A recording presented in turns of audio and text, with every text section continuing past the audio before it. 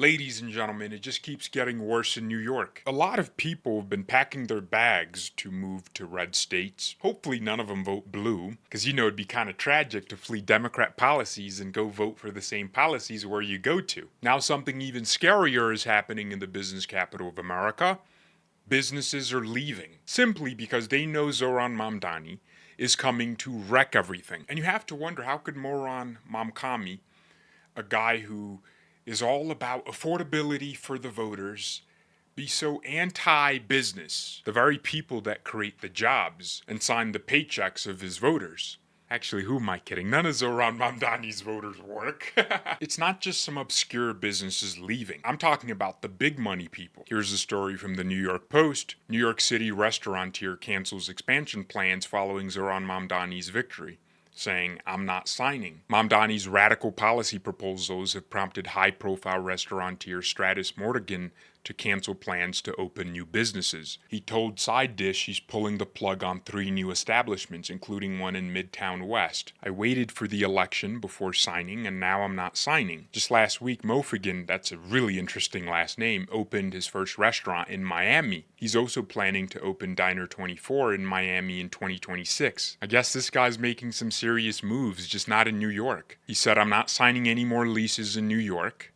I'll keep what I have. We're not expanding in New York, but we are pursuing further opportunities in Miami and other cities. We just don't feel that this mayor is suitable to supporting small businesses." Veteran restaurateur, nightlife guru Richie Romero had the same response. Romero has put a halt on new openings except for a new East Village outpost of sushi by Boo, for which construction began months before the election. The hatred of Jews, socialism, the economics, it's too much. I had to be vocal. I get attacked, but it is what it is. We want to wait and see what Mamdani does. His radical changes scare the out of small business owners. Romero, who hosted fundraising events for Cuomo, said he is launching a coalition to fight socialism that is still in the works. Instead of betting on New York, the lifelong New Yorker is opening 12 to 15 concepts outside the city in secondary markets. Morfigan said he opted not to sign a lease for an all-but completed deal for a new restaurant at West 32nd Street and 10th Avenue. He also put the brakes on signing leases for new diners on the Upper East Side. So Morfigan, or Jen, said business owners are terrified, and he said the mayor's proposal to raise the city's minimum wage to $30 by 2030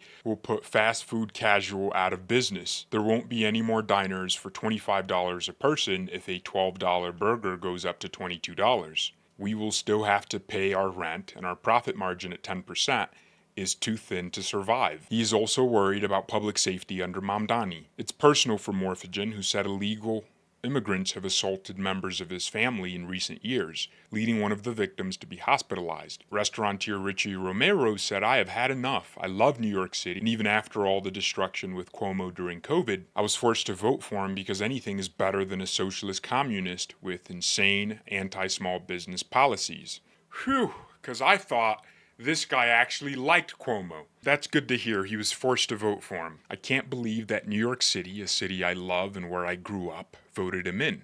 I'm not sure I recognize this city anymore. This is not the democratic city that my father loved. Mario Cuomo is turning in his grave seeing what the Democrat Party has become. Well, everybody's turning in their graves. Oh my gosh, that's amazing. These are the restaurants Democrats are losing. He said the streets don't feel safe near his 24-hour Gramercy Park diner called Diner 24. Thank God we have a police station a block away. Can you imagine if Mamdani defunds the police? It's insanity, and the message that is even being considered gives criminals a lot of confidence that they can get away with things. Mamdani's anti-business proposals, like taxing the rich and opening publicly run grocery stores, angered Romero too. You see 30 to 40% of vacant storefronts now. How do you suggest that someone who is not pro-business will make it better? Not everyone agrees. Restaurateur Mark Booker, whatever, who owns medium rare restaurants in 9 cities, including the Big Apple, said he's always bullish on New York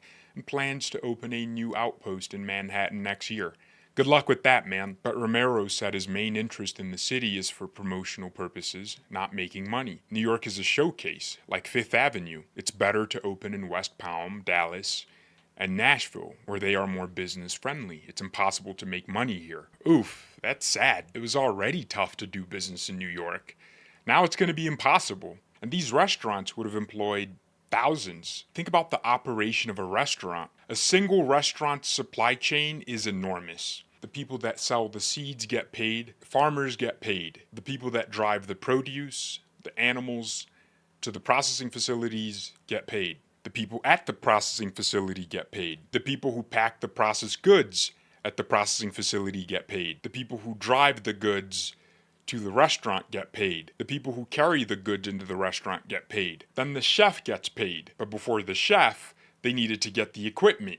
The people who made the equipment got paid, and the people who conduct maintenance on the equipment get paid. After the chef makes the food, the waiters distribute the food and get paid. But before the waiter even has a customer, the host gets paid to welcome people in. But for the customer to find the restaurant, they had to see an ad on social media, radio, television, or wherever else the restaurant advertised. And so the social media companies got paid, and the social media marketer for the business got paid. And that's just one shift. Every hour and every day, different people get paid. And after everything is done, the IRS gets paid. And the very public that enjoyed the service of the restaurant gets to enjoy the tax dollars from that restaurant via better roads and city services. And instead of the business owners hearing a giant thank you at the end of all this, they hear about how the government will tax them more because they're not paying their fair share, even though they're already paying like 40% of their money to taxes. And if they do something the mayor doesn't like, he'll be posting on his X account asking the people in the city to boycott their restaurant like he's doing with Starbucks right now.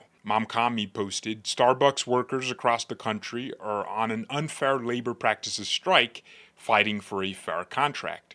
While workers are on strike, I won't be buying any Starbucks, and I'm asking you to join us. Together we can send a powerful message. No contract, no coffee. Why would Starbucks want to remain in New York? Millions of New Yorkers saw this.